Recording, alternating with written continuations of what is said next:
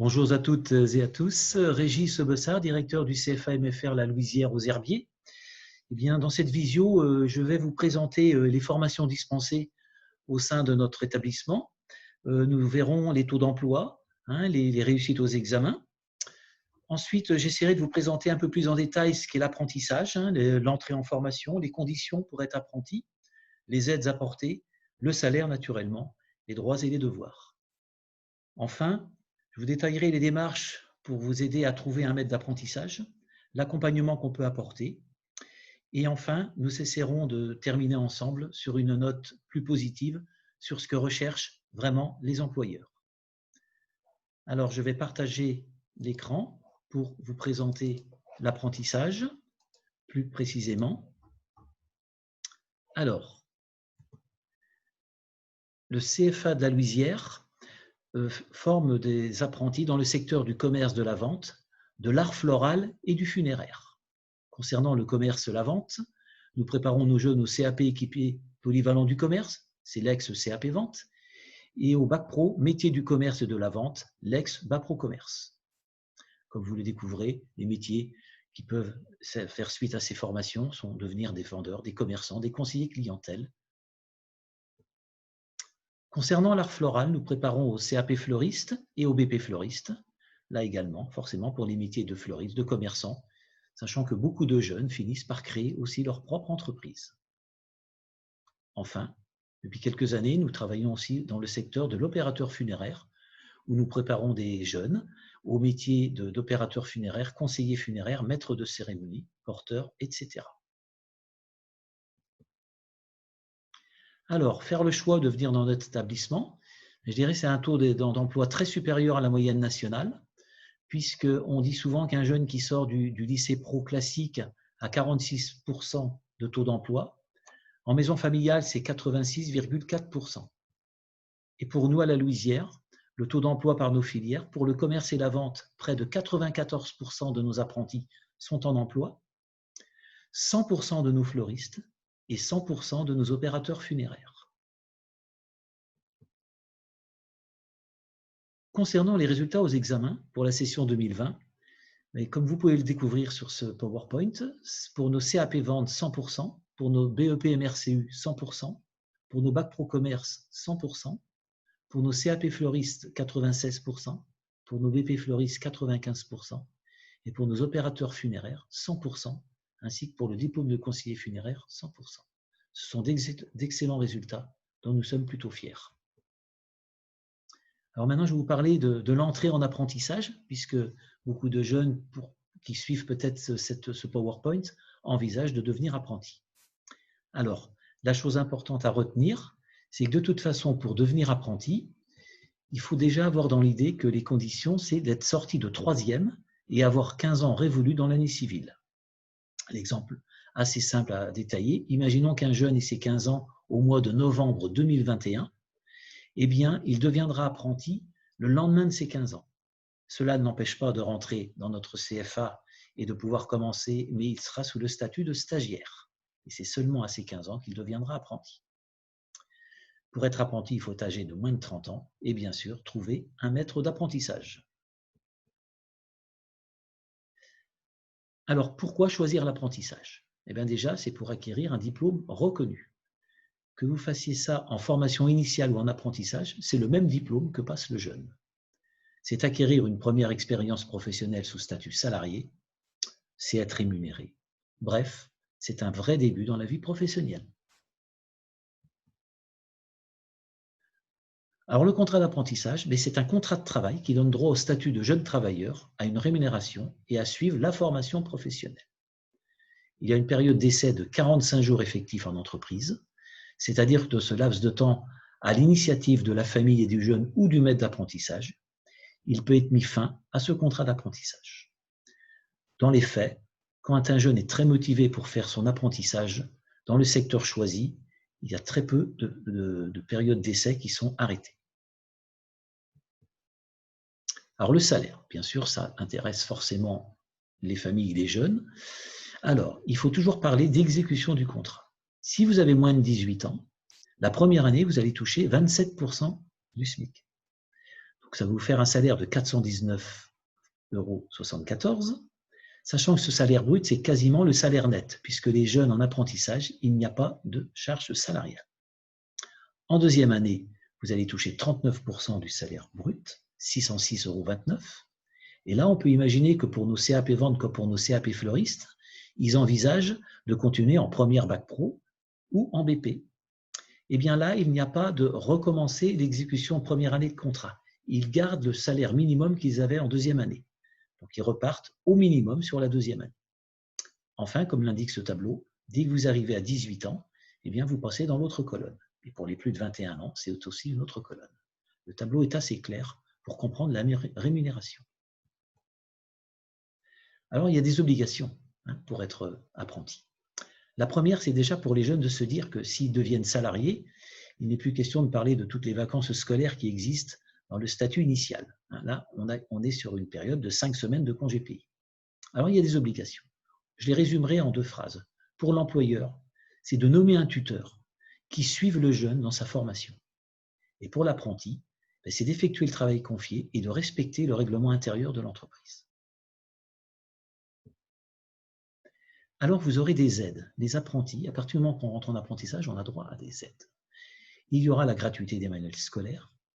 Il y a l'IPAS Jeune, Pass Culture Sport, qui est délivré par le Conseil régional. Il y aura une dotation d'aide à l'acquisition du premier équipement professionnel. Suivant les secteurs d'activité, eh bien, ça peut varier. Le transport est organisé et gratuit. C'est une de nos forces et de nos fiertés.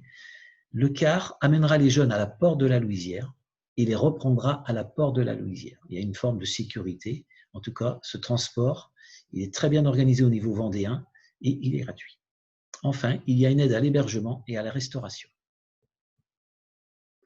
Autre aide, vous aurez droit à une aide au permis de conduire. Un toit pour ton projet, ça c'est pour faciliter la mobilité. On peut imaginer qu'un jeune qui trouve loin de chez lui, eh bien on met en place un peu, on fait appel à des familles. Donc c'est souvent une possibilité pour les familles de rassurer où est leur jeune. Et enfin, vous aurez enfin droit à l'aide à Mobili Jeunes. Alors l'accompagnement des jeunes. À la Louisière, il y a des choses très importantes qu'on a mis en place. Alors, il y aura forcément un moniteur référent pour chaque jeune. Ce moniteur référent suivra le jeune dans ses plans d'études, fera les visites aux entreprises et fera aussi les visites aux familles. Enfin, nous mettons en place l'APE, l'accompagnement personnalisé encadré. C'est du soutien scolaire. Alors, ce ne sont pas que des mots, c'est vraiment des temps qui sont dégagés toutes les semaines dans le planning pour que les jeunes, s'ils rencontrent des difficultés, ils peuvent s'inscrire dans des ateliers très restreints, voire individuels. Nous avons mis aussi en place le point écoute. Là, c'est une personne extérieure à l'établissement qui vient écouter les problématiques personnelles ou professionnelles des jeunes. Ça permet de libérer la parole. Et moi, en tant que directeur de l'institution, je suis renseigné que s'il y a un fait grave. Autrement, ça permet aux jeunes de pouvoir de discuter avec une adulte de manière un peu libérée. Enfin, nous avons mis en place les ateliers Apprendre à apprendre. Ce sont les neurosciences, où là, on va essayer avec le jeune de lui expliquer le meilleur fonctionnement pour lui d'apprendre. Donc, c'est le jeune qui arrive à saisir la meilleure manière qu'il a de retenir. Alors, les stages et voyages d'études. Alors, Covid oblige, forcément, beaucoup de ces séjours ont été annulés. Mais on va dire globalement qu'en général, lorsqu'on est en CAP fleuriste ou en vente, il y a une semaine d'organisée à Paris, où là, des visites professionnelles sont organisées dans le cadre d'un voyage collectif. Bien sûr, un peu d'activités culturelles et ludiques sont mises en place. Quand on arrive en première bac pro commerce ou en BP fleuriste, eh bien, nous organisons un stage Erasmus. C'est un stage de 2 semaines à l'étranger. Alors, c'est un stage qui, au début, en amont, fait quelquefois peur aux familles, mais pour les jeunes, c'est un moment absolument magnifique et ils reviennent toujours enchantés de ces 2 semaines à l'étranger. À rechercher un maître d'apprentissage. On va plutôt maintenant parler de la propre recherche pour les familles et le jeune. Alors, petit conseil. Commencez par rechercher des entreprises qui sont à proximité de votre domicile. On dit qu'à partir au-dessus d'un quart d'heure du domicile, ça peut être compliqué de s'y rendre en scooter en tout cas. Ensuite, si vous n'avez pas trouvé vraiment à proximité, Élargissez aux communes aux alentours avec un point de chute. Est-ce que vous avez de la famille, des amis qui sont prêts à accueillir votre enfant? Enfin, il faudra penser à élargir le rayon en se posant la question du logement indépendant, si c'est vraiment beaucoup plus loin.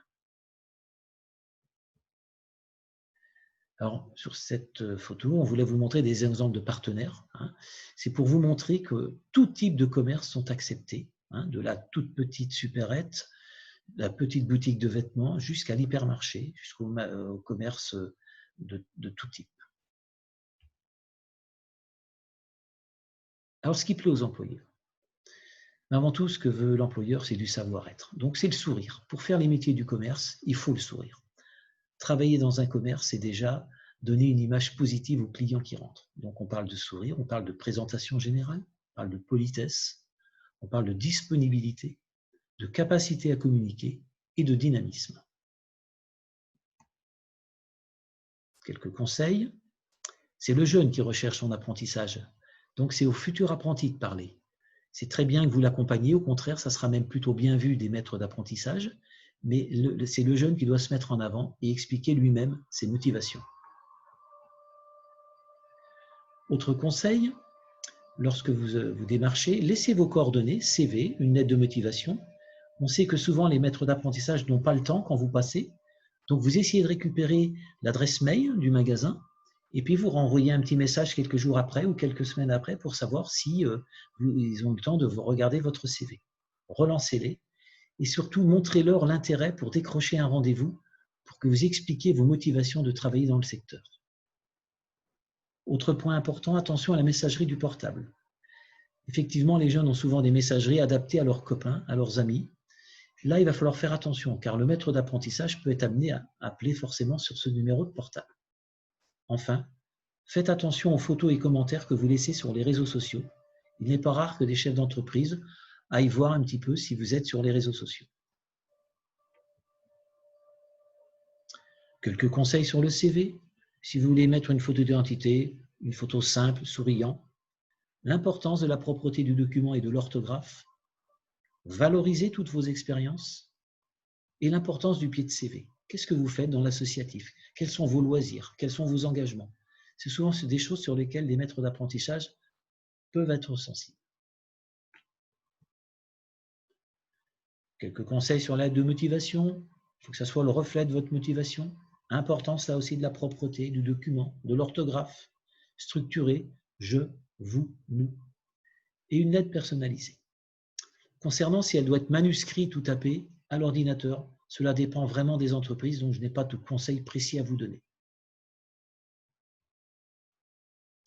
Donc nous, on va vous accompagner dans la recherche. Donc, suite à ce PowerPoint, on essaiera de vous recevoir pour faire un entretien de positionnement avec un responsable de recrutement qui va vraiment voir pour vous donner des conseils, mais vous guider, puis voir aussi quelles sont vos réelles motivations. Ensuite, on vous donnera une liste d'adresses en fonction du profil du jeune. Et on met déjà en avant qu'il faudra peut-être être mobile. Et surtout, n'hésitez pas à réaliser des stages et observations. Ça peut être même qu'une seule journée, qu'une matinée, si vous ne trouvez pas de stage un peu plus long. Mais montrez votre motivation, allez vous montrer dans le magasin ou dans le commerce d'une façon plus générale. En résumé, les employeurs recherchent des jeunes motivés, dynamiques, qui ont envie d'apprendre un métier et de réussir. Montrez-leur votre motivation, proposez de faire un stage et persévérez dans votre recherche, même si c'est long. Voilà, je vais en avoir terminé. Sachez qu'en tout cas, ce qui est très très important, c'est que vous montriez vraiment votre motivation.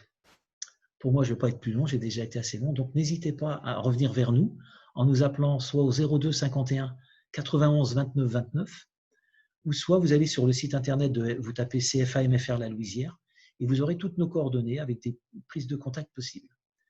En tout cas, je vous remercie de m'avoir écouté, puis je vous dis à très bientôt. Au revoir.